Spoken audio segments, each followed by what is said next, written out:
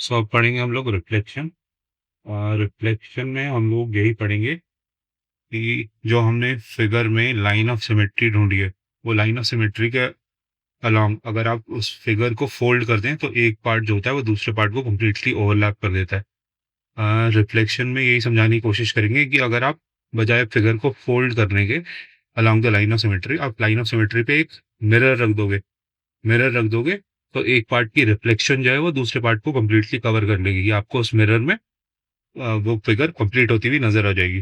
तो देखो ये यही कहेंगे, so far we been saying that when we fold a figure along a line of symmetry, जब भी हम किसी फिगर को फोल्ड करते हैं along the line of symmetry, the two parts overlap completely, तो दो जो पार्ट्स होते हैं जो लाइन ऑफ सिमेट्री के दोनों तरफ होते हैं वो एक दूसरे को कंप्लीटली ओवरलैप कर देते हैं। सो हम ये कह सकते हैं, we could say that part of the figure on one side of the line of symmetry is reflected by the line on the other side। तो ये कह सकते हैं कि एक पार्ट ऑफ फिगर जो है वो लाइन ऑफ सिमेट्री के दूसरी तरफ रिफ्लेक्ट हो रहा है।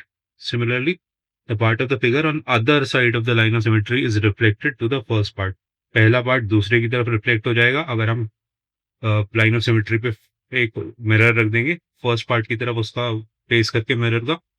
और सेकंड केस में अगर हम मिरर का फेस मिरर को लाइन ऑफ सिमेट्री पे रखते हैं और मिरर का फेस सेकंड पार्ट पे, तो सेकंड पार्ट जो है वो फर्स्ट पार्ट की तरफ रिफ्लेक्ट हो जाएगा। उन्होंने सेकंड वाले पॉइंट में किसी चीज को एक्सेंचुएट किया, तो part of the figure on the other side of the line of symmetry is reflected to the first side.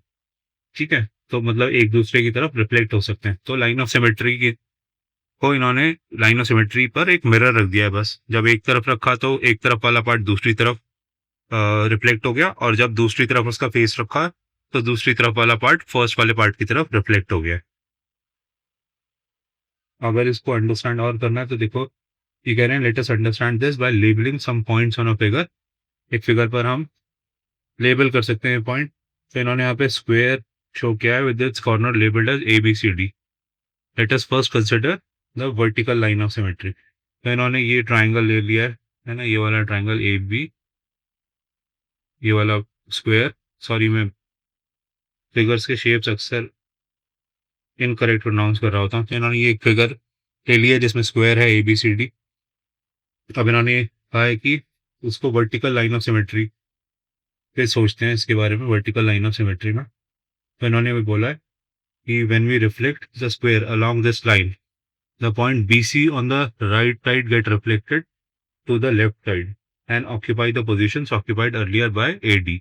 तो ये यही समझा रहे हैं कि जब भी हम इस vertical along this vertical line of symmetry, ये इसकी लाइन ऑफ सिमेट्री, स्क्वायर में वैसे तो 6 लाइन्स ऑफ सिमेट्री हमने पढ़ी थी, 4 पढ़ी थी, है ना, एक वर्टिकल एक हॉरिजॉन्टल और 2 ओब्लिक अलोंग द डायगोनल। अभी हम वर्टिकल वाले में कंसिडर कर रहे हैं। तो ये यही समझाने की कोशिश कर रहे हैं कि आप इस वर्टिकल लाइन ऑफ सिमेट्री पर अगर एक मिरर रख दोगे, है ना, मिरर का फेस लेट्स से कि ए और डी की तरफ है, ए और डी की तरफ मिरर का फेस है। आपने मिरर ऐसे रख दिया कि मिरर, यहाँ इस लाइन को तुम मिरर समझ लो। आने वाली क्लासेस में तुम्हें मिरर के बारे में और ऑप्टिक्स में पढ़ाएंगे, है ना। जिधर मिरर का फेस होता है वो साइड क्लीन होती है, जिधर मिरर का बैक होता है उस साइड पे ऐसी लाइंस बना दी जाती है। तो जब मिरर को हम एडी की तरफ फेस करेंगे तो मिरर में हमें एक इमेज दिखेगी जिसमें ये स्क्वायर कंप्लीट होता हुआ नजर आएगा। यही ए जो होगा वो ऑक्यूपाई कर लेगा पोजीशन बी को, और ये डी जो होगा ये ऑक्यूपाई कर लेगा पोजीशन सी को। ठीक है, बस यही समझा रहे हैं। जब इस मिरर को उल्टा कर देंगे, इसको उल्टा करके कोई रख देगा, देखिए इसको उल्टा कर सकते हैं इस मिरर को या नहीं। हाँ, इस मिरर को अगर हम उल्टा कर देंगे, है ना, अब की बार अगर इसका अब की बार इसका फेस अगर बीसी की तरफ है, मिरर हमने बीसी की तरफ फेस कर दिया, तो बीसी वाले पॉइंट्स मिरर के थ्रू देखोगे तो बी वाला पॉइंट इधर की तरफ रिफ्लेक्ट हो रहा होगा ए की तरफ, और सी वाला पॉइंट भी जो है वो डी की तरफ रिफ्लेक्ट हो रहा होगा। खैर देखो, अगर इस तरह समझने में मुश्किल हो रही क्योंकि ये कॉन्सेप्ट ना सिंपल है, इसमें मिरर रख के बस यही बात समझाने की कोशिश करी जा रही है कि ये जो लाइन ऑफ सिमेट्री है, वर्टिकल लाइन ऑफ सिमेट्री जो है, वो इस स्क्वायर एबीसीडी को 2 कंप्लीट पार्ट्स में डिवाइड कर रही है। अगर आप इस लाइन पे एक मिरर रख देंगे तो वन हाफ दूसरे हाफ की तरफ रिफ्लेक्ट हो जाएगा। वो इसीलिए रिफ्लेक्ट हो जाएगा completely because along the line of symmetry जो 2 पार्ट्स बन रहे हैं वो कंप्लीटली इक्वल है, वो कंप्लीटली इक्वल है। तो देखो उसको समझाने के लिए वो कंप्लीटली इक्वल है। वो पेपर फोल्डिंग से भी हमने समझा था, बट मैंने समझाने के लिए इसके हाफ पार्ट को देखो इस तरह से बना लिया, बिकॉज बिकॉज ये हाफ पार्ट अगर इधर मिरर रख दिया जाए तो ये वाला पार्ट दूसरी तरफ रिफ्लेक्ट कंप्लीटली हो जाएगा इधर की तरफ। वही पार्ट को उठा के मैंने इधर रखा है ना, क्या इसने हाफ इधर वाले पार्ट को कंप्लीटली कवर कर लिया? हाँ कर लिया। तो ये दोनों पार्ट्स क्योंकि इक्वल हैं, दो कंप्लीट हाफ्स हैं, तो एक हाफ दूसरी तरफ रिफ्लेक्ट हो जाएगा। अगर तुम मिरर अब की बार बीसी की तरफ पॉइंट करके रख दोगे तो बीसी वाला हाफ जो है वो इधर की तरफ रिफ्लेक्ट हो जाएगा और वो इस पार्ट को ऑक्यूपाई कर लेगा, है ना। तो क्योंकि हमने लाइन ऑफ सिमेट्री पे एक ऑब्जेक्ट को, एक फिगर को दो कंप्लीट इक्वल पार्ट्स में डिवाइड कर लिया जो along the line of symmetry fold होकर एक दूसरे को ऑक्यूपाई कर सकते हैं। तो दो इक्वल हाफ्स मिरर रख दोगे उन दो इक्वल हाफ्स के बीच में तो एक हाफ दूसरी तरफ रिफ्लेक्ट हो जाएगा। यही सिर्फ रिफ्लेक्शन से समझाने की इन्होंने कोशिश करी है।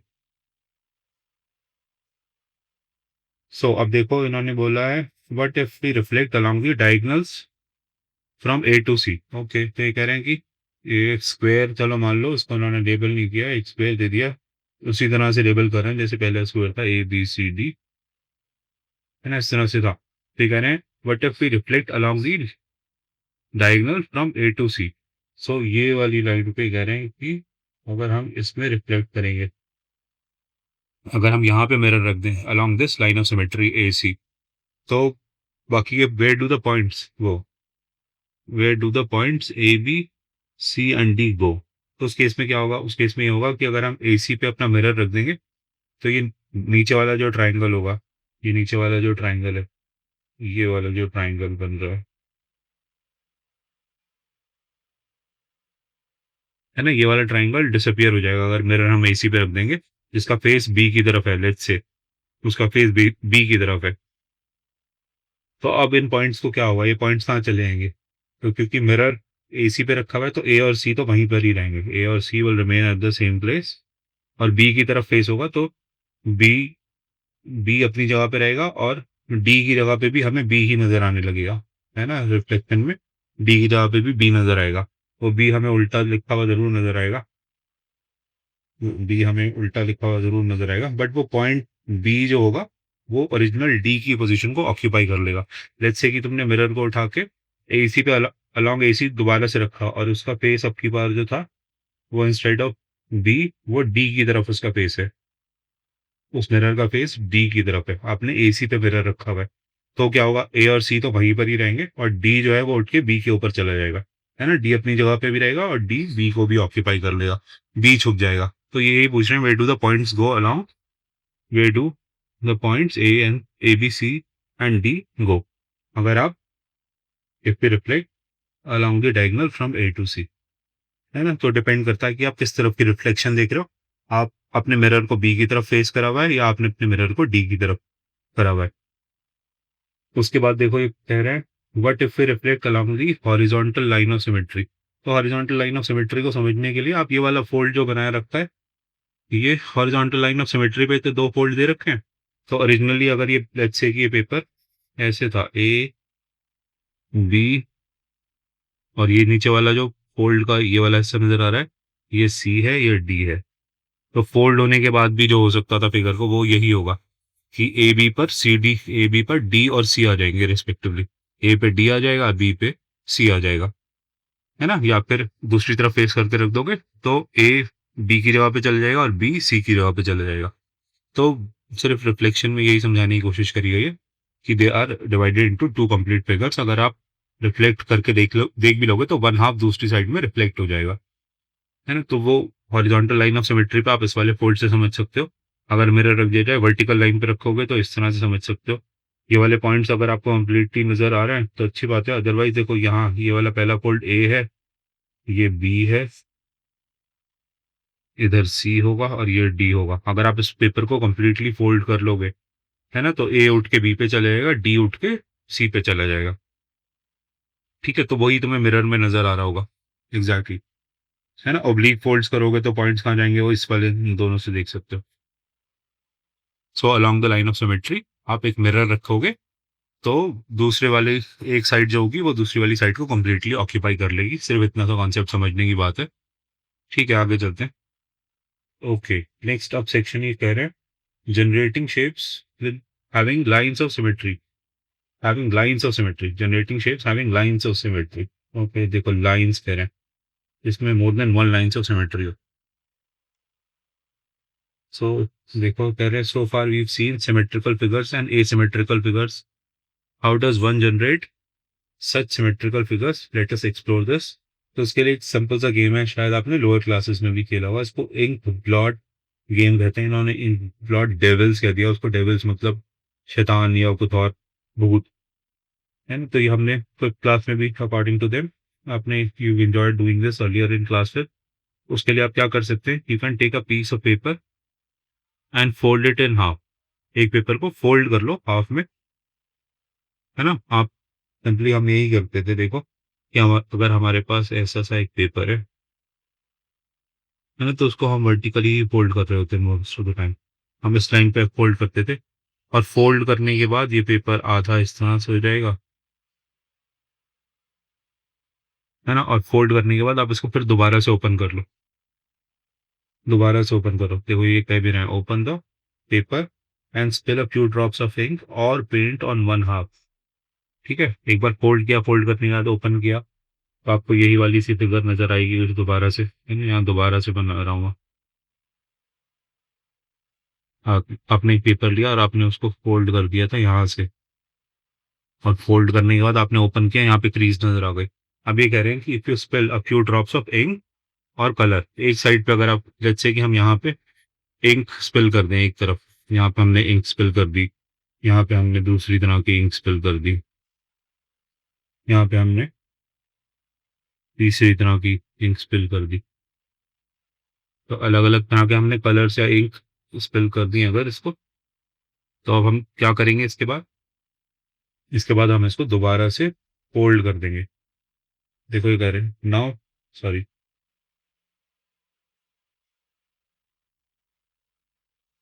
Now press the half together and then open the paper again.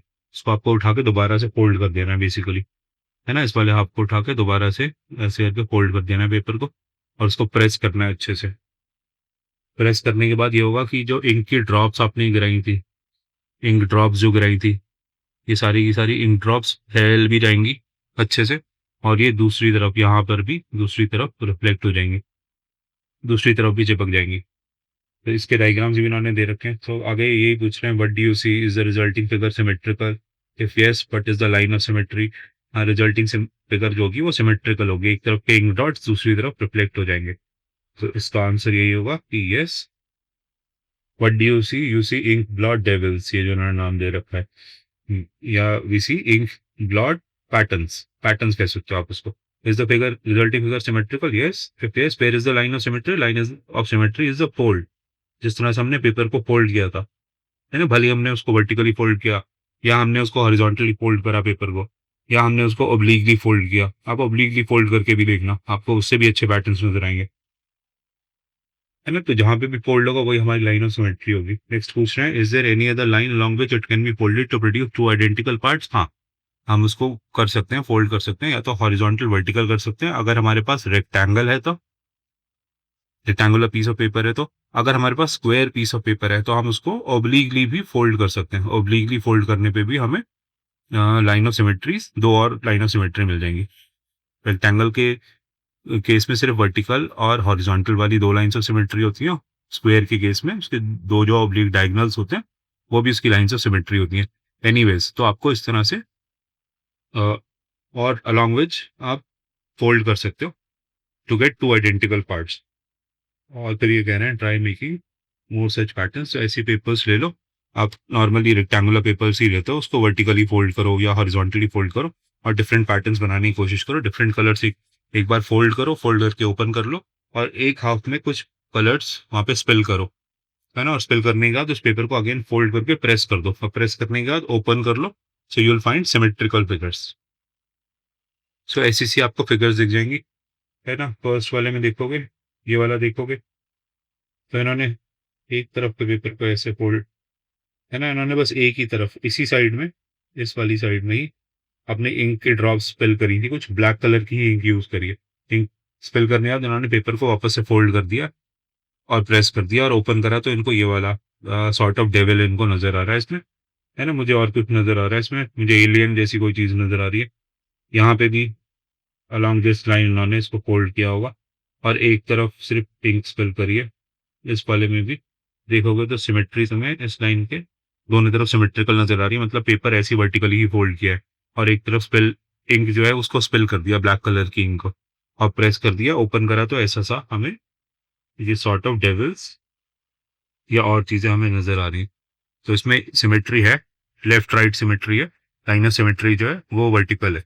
अगर कोई तुमसे तुम्हें क्या दिख रहा है इसमें, तुमसे ये पूछने लगे, ये सारे डेविल्स तो नहीं दिख रहे मुझे, तो यहाँ तो ये 2 लोगों को अलग-अलग चीज़ें नज़र आती हैं। मुझे यहाँ पे 2 रूस्टर्स या 2 चिकन नज़र आ रहे हैं, है ना? जो एक-दूसरे से बातें बना रहे हैं। यहाँ पे क्या नज़र आ रहा है? यहाँ पे तो मुझे कुछ समझ में ही नहीं आ रहा कि है क्या। यहाँ पे मुझे 2-3 इंसेक्ट्स नज़र आ रहे हैं। यहाँ पे मुझे ह्यूमन फॉर्म का एक एलियन नज़र आ रहा है जिसका छोटा-सा फेस है और उसके सर पे ये 2 एंटीना लगे हुए हैं, है ना? बाकी इंसानों के 4 2 हाथ होते हैं, इसके इंसान के 6 हाथ नज़र आ रहे हैं। ये वाला हाथ जिस पे इसने बॉक्सिंग ग्लव्स पहने हुए हैं, है ना? और ये वाला हाथ जिस पे से एंटीनास निकल रहे हैं कुछ छोटे-छोटे, और नीचे ये इसके लेग्स नज़र आ रहे हैं मुझको। तो ये एलियन की तरह नज़र आ रहा है। एनीवेज़ ये अलग-अलग तरह से नज़र आ सकते हैं। ये गेम अच्छा आप खेलोगे तो आपको अच्छा लगेगा। जो शेप्स बनेंगी उनको आइडेंटिफ़ाई करने की कोशिश करो। सब में सिर्फ़ भूत मत देखो, और भी चीज़ें होती हैं दुनिया में, है ना? हो सकता है it might look like a shape of a bird और एन एनिमल, किसी कोई एनिमल नज़र आ जाए आपको, कोई बर्ड नज़र आ जाए, ट्रीज़ नज़र आ जाएँ और कोई ऑब्जेक्ट्स नज़र आ जाएँ। और नीचे वाले जो पैटर्न्स इन्होंने बना रखे हैं ये कलर से बने हुए हैं। ये वाला जो बनाया है इन्होंने, ये कलर से बना है। डिफरेंट कलर्स यूज़ करोगे तो आपको डेफ़िनेटली डिफरेंट चीज़ें नज़र आ जाएँगी। तो इसकी लाइन ऑफ सिमेट्री को भी पूछने लगे तो इसकी लाइन ऑफ सिमेट्री ये वाली है। आपने एक ही तरफ पिंक स्पेल करी थी, तो मुझे लग रहा है ये दोनों श्रिम्प्स जैसे लग रहे हैं, या अ, ये दोनों मुझे श्रिम्प्स जैसे, ये भी इधर श्रिम्प लग रहा है ना? ये भी मुझे इधर श्रिम्प लग रहा है। नीचे ग्रीन कलर की ग्रास लग रही है, ये ग्रास लग रही है, और नीचे ब्लैक रेड कलर की ये मुझे सॉइल या सी का जो बॉटम होता है वो नज़र आ रहा है। मुझे श्रिम्प्स जैसे लग रहा है। ठीक है? ये नेक्स्ट वाला जो पैटर्न है ये भी डिफरेंट कलर से बनाया हुआ पैटर्न है। एक तरफ इसकी भी लाइन ऑफ सिमेट्री यहाँ पर है, इसकी भी लाइन ऑफ सिमेट्री ये वाली है ना? अब इसमें आपको क्या-क्या नज़र आ रहा है? वो आप खुद डिसाइड करो आपको इसमें क्या-क्या चीज़ें नज़र आ रही हैं। बट डेफिनिटली ये लाइन ऑफ सिमेट्री को समझने के लिए, सिमेट्रिकल फिगर्स जनरेट करने के लिए बड़ा अच्छा-सा तरीका है। आपने रेक्टेंगुलर पेपर ले लेना, उसको फ़ोल्ड कर देना हॉरिज़ॉन्टली या वर्टिकली, ओपन कर लेना, ओपन करके एक साइड में इंक स्पेल करनी है और वापस से पेपर को फ़ोल्ड करके प्रेस कर देना है, ओपन कर देना है। आप डिफरेंट कलर्स यूज़ करोगे जो नीचे वाली फिगर्स में, इन 2 फिगर्स में यूज़ किए गए हैं। आप डिफरेंट कलर्स यूज़ करोगे तो आपको अच्छे पैटर्न्स नज़र आएँगे। सो ये एक और मेथड है to generate shapes having lines of symmetry. इस मेथड में आप पेपर फोल्ड करके कट कर सकते हो। प्रीवियस वाले में हम क्या कर रहे थे, पेपर फोल्ड कर रहे थे, अनफोल्ड कर रहे थे और एक तरफ हम इंक लगा के उसको अगेन प्रेस कर रहे थे और ओपन कर रहे थे। इस बार उन्होंने सिर्फ पेपर को फोल्ड किया और कट कर दिया। फोल्डेड पेपर को ही कट करना है। तो देखो उन्होंने ये इस फिगर को देखो, फिगर से ही समझ में आ जाएगा। We are doing paper folding. हमारे पास एक रेक्टेंगुलर पीस ऑफ पेपर था और उसको हमने हाफ से बीच से ऐसे करके फोल्ड कर दिया। फोल्ड कर दिया और फोल्ड करने के बाद ये जो मार्क लगे हुए हैं डॉटेड मार्क्स, इसके अलावा हमने सिजर से काट दिए। सो सिजर से काटने के बाद जब ओपन करेंगे then you have to imagine कि क्या फिगर बनेगी। इमेजिन करने से ज़्यादा अच्छा है आप एक रेक्टेंगुलर पीस ऑफ पेपर ले लो और उसके सेंट फोल्ड करने के बाद उसको डिफरेंट शेप्स में कट करके देखो। एनीवेज़ ये कट करने के बाद जब ओपन करोगे तो ऐसा-ऐसा ओपन हो जाएगा ये। कुछ मैंने इसके लिए फिगर बनाई है। सेंटर में इसकी हॉलो पार्ट होगा, हेक्सागोनल शेप होगा और बाकी ये वाली जो लाइन नज़र आ रही है ये फोल्डेड लाइन होगी। ये जो फोल्डेड लाइन नज़र यहाँ पे आएगी, पेपर खोलोगे तो इस तरह का तुम्हें पैटर्न नज़र आएगा। उसके बीच में से एक हेक्सागन वाला पार्ट गायब हो चुका होगा। तो एनीवेज़ ये टोटल पिक्चर जो है ये it is having a line of symmetry. You have generated a shape having a line of symmetry. इस टोटल पेपर को भी आप एक शेप कह सकते हो। लाइन ऑफ सिमेट्री जो सेंटर में जहाँ आपने पेपर फोल्ड किया था, या फिर वो सेंटर वाला जो हेक्सागन पार्ट मिसिंग है, वो भी एक शेप है having line of symmetry again जहाँ पे फोल्ड था प्रीवियसली। तो इस तरह से यू कैन जनरेट शेप्स। तो पेपर फोल्ड करके फोल्डेड पार्ट को आपको कट करना है। फोल्डेड पार्ट को आप पंच भी कर सकते हो, पेपर पंच होता है जिससे गोल छेद होते हैं पेपर में, वो आगे आएगा, बट पेपर कटिंग वाला मेथड यही होता है। इसमें आप इमेजिन कर सकते हो कि ओपन करने के बाद फिगर कैसी बनेगी, तो वो मैंने बना के यहाँ पे दिखा दिया। अदरवाइज सबसे अच्छा तरीका है कि आप कट करो, कट करोगे तो आपको अच्छा लगेगा, डिफरेंट पैटर्न्स आपको देखने को मिलेंगे। And you would be generating shapes having line of symmetry, ये जो इन्होंने ये टॉपिक पढ़ाने की कोशिश कर रहे हैं। ओके, आगे भी देखो, ये कह रहे हैं generating shapes having line of symmetry, उसमें ये कह रहे हैं make different symmetrical shapes by folding and cutting. तो इसमें डिफरेंट शेप को बनाने के लिए, जैसे कि ये कौन सा शेप है, डायमंड शेप भी कह सकते हो आप इसको, डायमंड शेप्स लग रहे हैं ये, है ना, या फिर पैरेललोग्राम है, ये रेक्टेंगल या स्क्वायर नहीं है। तो इसके लिए आपको क्या करना है कि आपको एक रेक्टेंगुलर पीस ऑफ पेपर ले लेना है। मैंने यहाँ पे आपकी समझ के लिए एक छोटा सा डायग्राम बनाया है। ये हमने रेक्टेंगुलर पीस ऑफ पेपर लिया है यहाँ पे, और इसको अलोंग दिस डॉटेड लाइन, ये जो डॉटेड लाइन यहाँ पे पड़ी हुई है बीच में है, यहाँ से फोल्ड कर दिया। फोल्ड करने के बाद हमें ऐसा एक और रेक्टेंगुलर पीस ऑफ पेपर मिलेगा। इसको अगली बार हमने फिर इस डॉटेड लाइन के अलोंग हमने फोल्ड कर दिया। ये डॉटेड लाइन जो भी लेंथ ही वाला पार्ट है इस रेक्टेंगल में, लेट्स से कि ये इसकी विड्थ थी रेक्टेंगल की, ये इसकी लेंथ थी, तो लेंथ के अलोंग, लेंथ के बीच से जो लाइन गुजर रही है उसके अलोंग मैंने फोल्ड किया, जो लेंथी पार्ट है उसको फोल्ड कर दिया। सिमिलरली ये दूसरा रेक्टेंगल मिला था मुझे, तो मैंने इसको भी अलोंग दी लेंथ, जो लेंथी वाला पार्ट था उसको हाफ में फोल्ड कर दिया। तो फोल्ड करने के बाद एक और हमें छोटा सा रेक्टेंगल मिल जाएगा, जिसमें ये सेंटर वाला पार्ट जहाँ मैंने सी बनाया है ये सेंटर होगा, है ना। इसमें इससे पहले वाली फिगर में ये वाला सेंटर वाला पार्ट होगा, इससे बड़ी वाली फिगर में यहाँ पे सेंटर वाला पार्ट होगा। तो ये समझाया कि बस इसको अलोंग दिस रेक्टेंगल, इसके अलोंग दी डायगोनल तुम कट कर दो। डायगोनल कट करने के बाद तुम ओपन करोगे, और फिर एक बार ओपन करोगे, दूसरी बार ओपन करोगे, तो तुम्हें यही वाला शेप मिल जाएगा, यही वाला शेप मिल जाएगा। तो आप ऐसे ही करो, रेक्टेंगुलर पीस ऑफ पेपर लो, उसको दो फोल्ड दो, है ना। एक बार लंबाई में से बीच में से फोल्ड करो, अगेन जो रेक्टेंगल मिले उसको भी, जो लंबी साइड है उसको हाफ फोल्ड कर दो, और हाफ फोल्ड करने के बाद इस सेंटर में यहाँ पे दोनों फोल्ड्स में नजर आएंगे, इसको अलोंग द डायगोनल काट दो। अलोंग द डायगोनल काटने के बाद देखो एक छोटी सी इसमें न्यूआंस है छोटा सा, कि हमने रेक्टेंगल ही क्यों लिया। हमने रेक्टेंगल इसलिए लिया बिकॉज ये जो शेप्स है, ये जो डायमंड शेप्स हैं, ये along these two lines of symmetry, ये जो मैंने बना रखी है हॉरिजॉन्टल और वर्टिकल, इसका जो ये ट्राइंगल है, ये जो ट्राइंगल है ना, इसकी एक साइड छोटी है और एक साइड बड़ी है। जो दो परपेंडिकुलर साइड्स हैं, एक साइड छोटी है और एक बड़ी है, ये दोनों बराबर भी हो सकती थी, बराबर होती तो शायद इसका शेप थोड़ा सा और ऐसे से होता, तो ऑलमोस्ट ये रेक्टेंगल जैसी लगता, बट ये रेक्टेंगल ना होके ना, ये थोड़ा सा ऐसा कॉम्प्लेक्स सी फिगर है, ये स्क्वायर ना होके ये ऐसी सी फिगर है, तो दबी हुई सी फिगर है।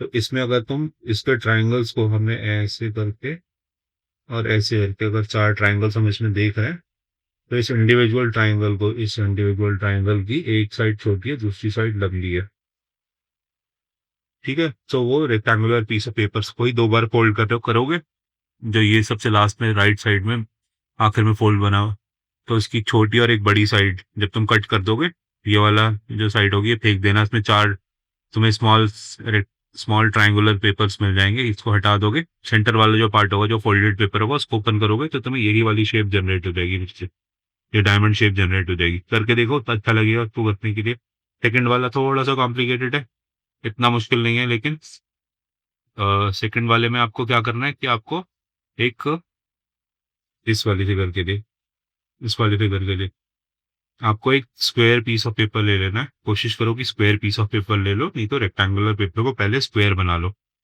है ना। और स्क्वायर बनाने के बाद आपको उसके अलोंग दी डायगोनल फोल्ड कर देना है, अलोंग दी डायगोनल फोल्ड करना है, या उसको बीच से भी अगर तुम दो बार फोल्ड कर दोगे, यहाँ आई थिंक पहले एक स्क्वायर ही बना हुआ था। एनीवेज तुम अगर एक पीस ऑफ पेपर लो, है ना, इनिशियली जैसे से मैं इस फिगर में देखो, ये तुम्हें दिखाने की शो कर रहा हूँ कि ये यहाँ पे इस तरह से एक पेपर होगा, ये जो डॉटेड लाइन बनाई है यहाँ पे पेपर था, है ना, ये स्क्वायर पीस ऑफ पेपर था, डॉटेड लाइन थी। इसको तुमने अलोंग दीज फोल्ड, वर्टिकल और हॉरिजॉन्टल दो बार फोल्ड कर देना है। इसका सेंटर यहाँ पे होगा कुछ, और सेंटर यहाँ पे होने के बाद तुम्हें इस तरह से इसको कट देना है, कि जिस शेप में मैंने तुम्हें कट बना के दिखा रखा है, है ना? उसको मैं देखो हाईलाइट करता हूँ इस शेप को, यहाँ तुम्हें कट लगाना है, तो तुम्हें कट यहाँ पे लगाना है, ये ऐसे, ऐसे और ऐसे। जब तुम्हें अगर कॉस्ट स्नोफ्लेक याद हो, वहाँ एक लाइन इस तरह से डिवाइड होती है, तो तुम्हें ये जो स्क्वायर पार्ट मिल जाएगा, जो एक स्क्वायर को दो बार फोल्ड किया तो वो स्क्वायर पार्ट ही मिल गया। तो स्क्वायर पार्ट के डायगनल ही ना काट के डायगनल में एक छोटी सी इंडेंटेशन तुम्हें बना देनी है। इस इंडेंटेशन को जब तुम ओपन करोगे तो तुम्हें यही वाली फिगर मिलेगी, यही वाली तुम्हें फिगर मिल जाएगी, सेकंड वाली, है ना? तो ये शेप्स इस तरह से तुम दो बना सकते हो पेपर फोल्डिंग से। अपना दिमाग लगा के भी कुछ और शेप्स भी बना सकते हो, ये वाले शेप्स भी बना सकते हो। पहले वाले के लिए रेक्टेंगुलर पीस ऑफ पेपर, छोटे छोटे पेपर्स लेना, छोटे छोटे खूब सारे डायमंड्स बन जाएंगे। और सेकंड वाले के लिए एक स्क्वायर पीस ऑफ पेपर ले लेना मीडियम साइज का, उसको दो बार फोल्ड करने के बाद ऐसे से ये जो मैंने बना के दिखाया इस तरह से उसको कट कर देना, सेंटर एक तरफ रख के, सेंटर से अवे, ये जो नॉच बनी हुई है ट्राइंगल की वाली नॉच, ये सेंटर से अवे होनी चाहिए, है ना? ये अवे होगी तो तुम्हें शायद इस वाली फिगर में इसका जो नीचे वाला पार्ट नजर आ रहा है फिगर का, है ना, जो नीचे वाला पार्ट है, तुमने इसी तरह से इसको काट दिया, जब ओपन करोगे तो तुम्हें ये वाला शेप मिल जाएगा।